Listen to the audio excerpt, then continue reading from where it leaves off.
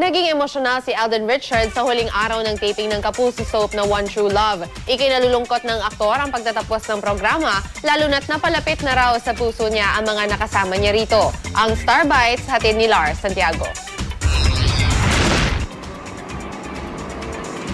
Tahimik ang lahat ng kuna ng huling eksena para sa pagtatapos ng GMA primetime soap na One True Love sa isang libingan.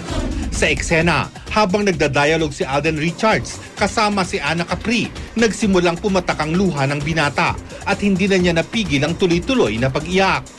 Ayon kay Alden, hindi lang ito dahil sa madramang eksena, kundi dahil nalulungkot siya na patapos na ang pagkasama-sama nila ng mga bumubuo ng soap. Yung devotion namin, yung passion namin dito sa One True Love, lahat kami nagpupuyat, lahat kami nagpapakahirap para mapaganda yung show. And eto nga po, since malapit na magtapos, parang nare-realize po namin kung gaano namin mamimiss yung mga nangyayari dito sa set every taping. Itinuturing ni Alden na turning point ng kanyang karir ang One True Love dahil dito siya tinanghal bilang tunay na bida sa karakter niyang si Tisoy.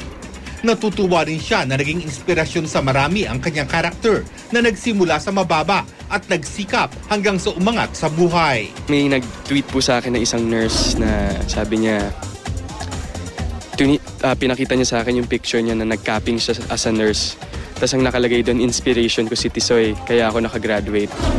Ngayong huling linggo na ng One True Love, marami sa mga tagahanga ni Alden at ng ka-love team niyang si Luis de los Reyes ang nagtatanong kung ano ang dapat nilang hintayin sa dalawang Kapuso stars. Sana patuloy lang po yung suporta sa love team namin kasi kami po ni Luis is very hardworking, very inspired na talagang pag-ibayuhin pa yung trabaho namin bilang mga artista ng GMA. So, malaki pong pasasalamat namin sa mga fans.